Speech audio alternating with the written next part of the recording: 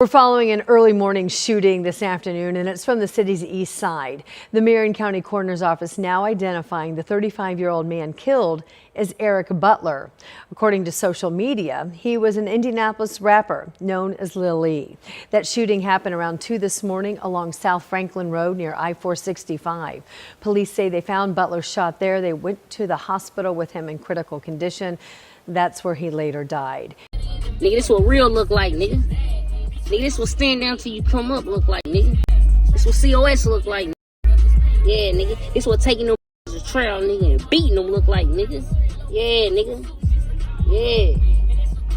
A lot of you niggas got the game in shades, man. A lot of you niggas done took the whole route. A lot of you niggas is balling right now because y'all hang around rat niggas, ass niggas. Y'all done did some backdoor police ass shit. That's why them niggas is clowning right now. You know what I'm saying? And you don't get no pass either, cause y'all fuck with these ass niggas, knowing these niggas is rats, knowing these niggas, and y'all still fuck with them niggas. You know what I'm saying? Cause they look out for your broke dumb. You know what I mean? Niggas, fuck everybody that doubted me, everybody that had something to say about a nigga. Yeah, I'm back. I'm on their ass, and it's game time. They said he'd already escaped death once. That whatever was chasing him missed its chance. But on a quiet stretch of road in Indianapolis, just after midnight, fate didn't miss twice. Tonight, we're talking about a man whose name still echoes through the city streets, a case wrapped in rumors, street justice, and unanswered questions that refuse to stay buried. Welcome to CrimeLab Report. This isn't a story told from police press releases alone. This is a case built from court records, street whispers, community grief, and what investigators still won't say out loud. And once we get past this intro, we go straight into what happened. In the early morning hours on Indianapolis' east side, officers responded to a call that's become tragically familiar. Reports of gunfire, a man down. When they arrived, they found Eric Lil E Butler suffering from gunshot wounds. He was rushed to the hospital. Hours later, he was pronounced dead. Another homicide. Another chalk outline added to a city already struggling to breathe under the weight of violence. But this wasn't just any victim. Lil E wasn't a random name in a police log. He was a known figure in Indianapolis hip-hop scene, a local rapper with deep roots, street credibility, and a past that followed him everywhere. To some, he was a legend. To others, he was controversy in human form. And that's where this case starts to split. Just months before his death, Lil E had already been shot once and survived. That earlier shooting happened not far from where he would later lose his life. No arrests, no public motive, no closure. People close to the streets believed that first attempt wasn't random.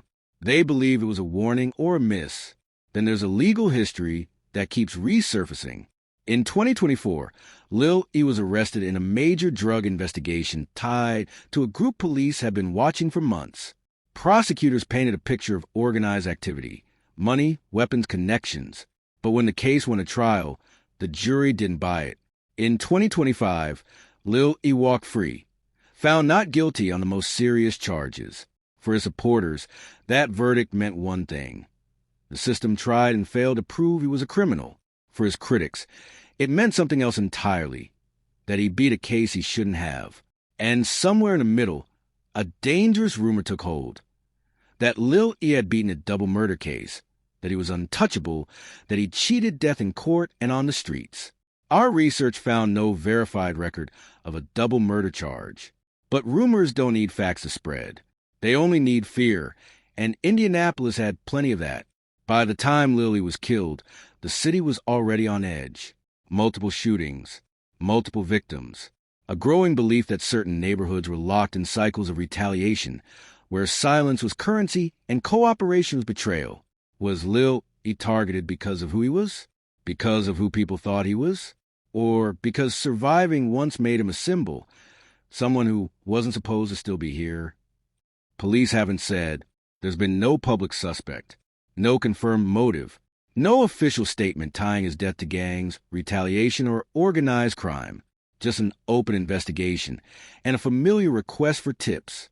The community reaction was immediate and divided. Fans flooded social media with tributes, calling him a pioneer, a voice of the streets, a man who'd already paid enough. Others were quieter, fearful, maybe, or resigned to the idea that this outcome had been inevitable.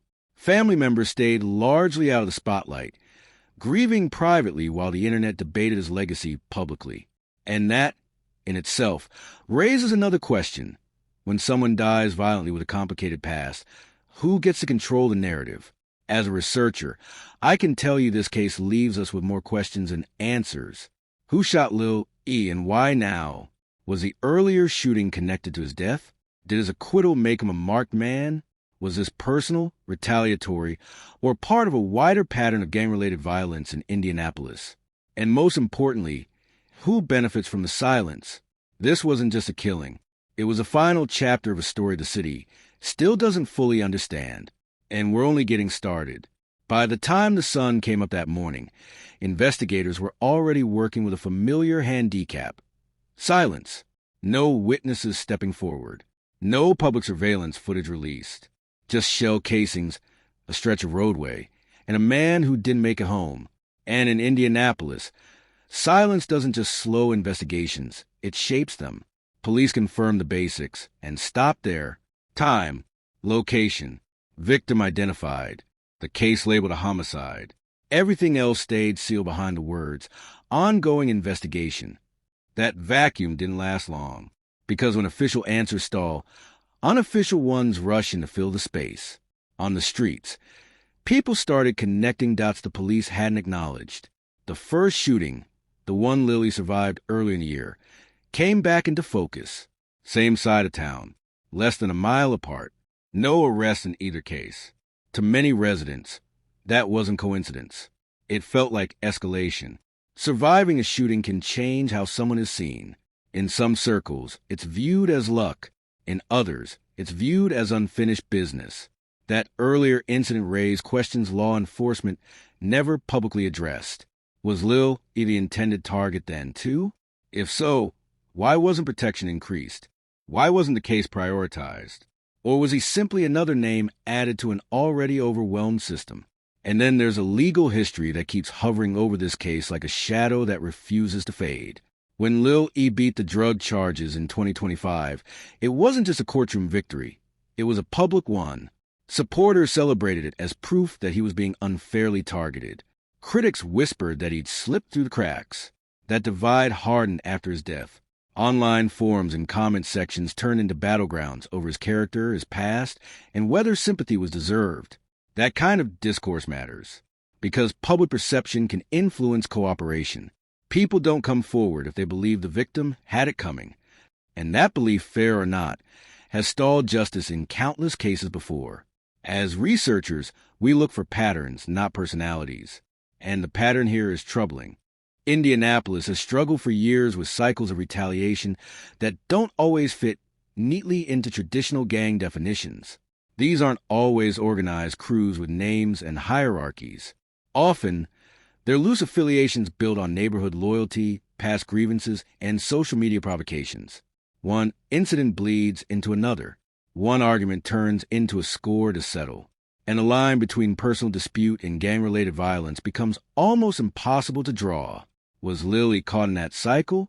Or was he targeted for reasons that had nothing to do with music, reputation, or past charges? Investigators haven't confirmed a motive, but motives don't need confirmation to exist. They leave traces. And one of the loudest traces here is timing. Just months after surviving an attempt on his life, Lil E is killed. That suggests persistence. Intent. Someone who didn't let go. Another unanswered question lies in what we haven't heard. Where are the witnesses? Why hasn't anyone spoken publicly? Not even anonymously, despite the area being active at that hour. Was fear the reason? Or loyalty? Or something else entirely? In cities dealing with repeated violence, people learn quickly that talking can come with consequences, and that fear can outlive the crime itself. Family members, meanwhile, were left to grieve in the background while speculation took center stage. No major public statements. No interviews laying out his side of the story. Just a quiet mourning process overshadowed by debates they never asked to be part of. And here's something that often gets overlooked. When a victim has a complicated past, the investigation itself can suffer. resources shift, urgency fades. Cases quietly move from active to open without explanation. We've seen it before. So we have to ask, was everything done here? Was the first shooting treated as seriously as it should have been? Were connections between the two incidents fully explored? And is this case moving forward or slowly being buried? Because right now, the truth sits somewhere between official silence and street rumor. And until someone breaks that silence, the city is left with another name, another candlelight vigil, and another case where justice feels just out of reach. When cases like this stall, investigators often say time is their ally, but time can also be an enemy.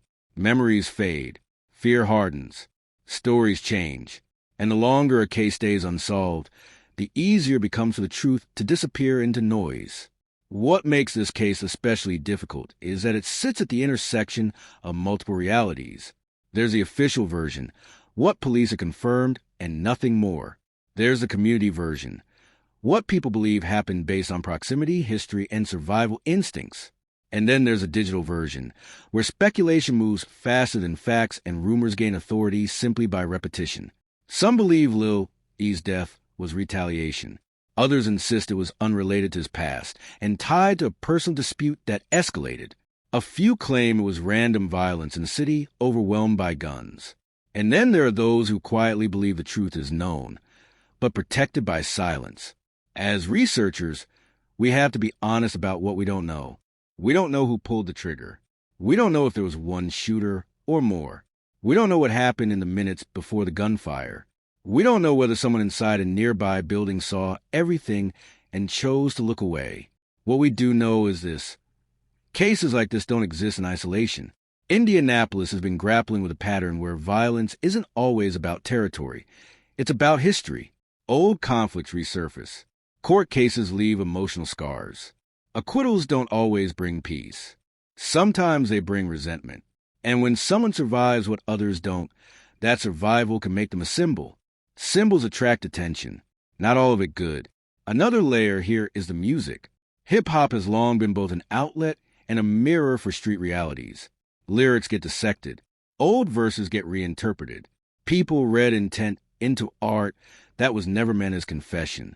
We've seen artists targeted because of how others perceive their words, not their actions. Was Lil E's music ever part of the motive? There's no evidence to say yes. But in environments where perception is currency, evidence isn't always required. Then there's the issue of trust. Communities affected by repeated violence often don't trust that speaking up will protect them. Some believe cooperation only brings more danger. Others believe cases involving certain victims won't receive the same urgency. That belief, whether accurate or not, keeps mouths closed and cases cold. And cold cases don't start cold. They cool slowly, one unanswered question at a time. So let's say the question's out loud, because someone out there knows the answers. Who was Lil E meeting that night, if anyone? Why that specific location?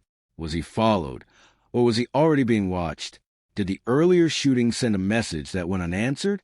And was there an opportunity, after that first incident, to prevent the second? These questions matter because prevention is part of justice too. For the family, the noise eventually fades. Social media moves on. News stories take over headlines. What remains is a permanent absence, and a case file that may never close. Grief doesn't trend. It lingers. And for the city, another loss becomes part of a larger statistic. Another reminder that violence isn't just something that happens. It's something that repeats when unresolved. Cases like this force us to confront uncomfortable truths about how we value lives differently, about how rumors can overshadow facts, about how silence, even when understandable, can protect the wrong people. This isn't about glorifying a past or condemning it. It's about accountability on every level. Until someone talks, this case remains suspended between what's known and what's whispered. And in that space, justice struggles to breathe. If you're watching this and you know something, anything, remember this. Silence doesn't just protect fear. It protects whoever pulled the trigger. This has been CrimeLab Report. And this case is still wide open.